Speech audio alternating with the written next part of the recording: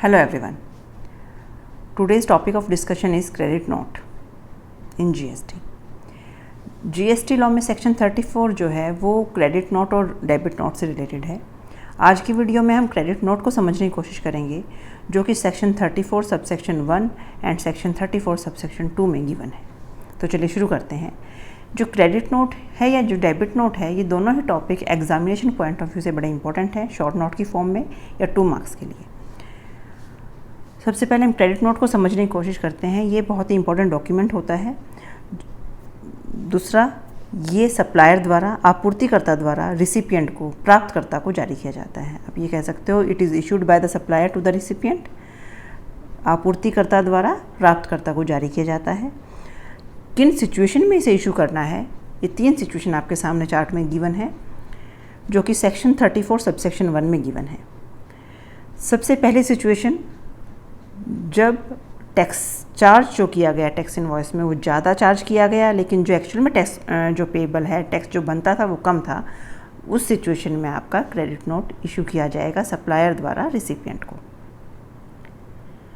दूसरी सिचुएशन, जब रिसिपिएंट जो प्राप्त करता है वो माल वापस कर देता है आपूर्तिकर्ता को, सप्लायर को, उस सिचुएशन में भी क्रेडिट नोट इशू किया जाएगा। तीसरी सिचुएशन, जब जो माल सप्लाई करना था वो कम सप्लाई किया गया या सेवाएं देनी थी वो कम दी गई, उस केस में भी क्रेडिट नोट इशू किया जाता है। यहाँ पर बस मेन चीज़ जो समझने की है वो ये है कि टैक्स इनवॉइस जो इशू किया उसमें टैक्स ज़्यादा चार्ज हुआ, लेकिन एक्चुअल में टैक्स आपका कम बनता था क्योंकि आपके पास सामान वापस आ गया है, आपने सप्लाई कम की है, तो कम की है तो आपकी टैक्स पेएबल कम बनेगा।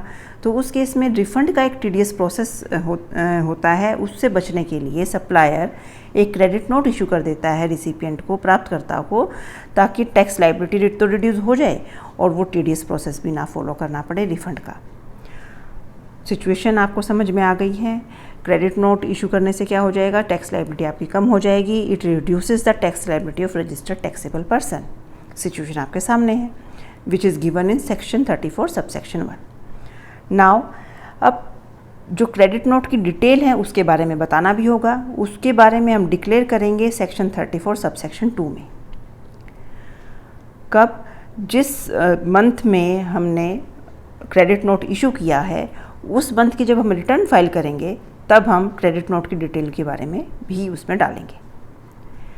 दूसरा, हमें डेट का भी ध्यान देना है कि हम ये डिक्लेयर कब करना है। क्रेडिट नोट की डिटेल तो आप डालोगे उस रिटर्न में, जिस मंथ के से रिलेटेड क्रेडिट नोट इशू किया उस मंथ की रिटर्न जब आप फाइल करोगे तो डिक्लेरेशन डालनी पड़ेगी, डिटेल डालनी पड़ेगी।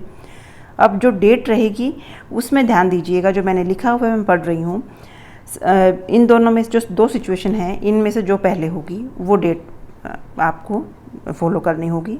उस डेट को आप ये डिटेल डालेंगे। नॉट लेटर देन 30 सितंबर, 30 सितंबर के बाद नहीं, उससे पहले का ही समय होना चाहिए जिस फाइनेंशियल ईयर में आप सप्लाई कर रहे हैं।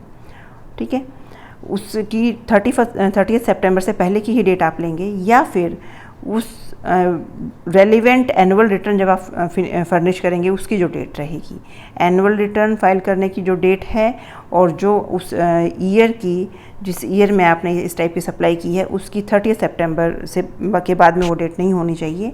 उनमें से विच एवर इज़ अर्लियर, उस डेट को आप क्रेडिट नोट की डिटेल की डिक्लेरेशन डालते हैं। तो इस टॉपिक में हमने समझने की कोशिश की क्रेडिट नोट क्या होता है।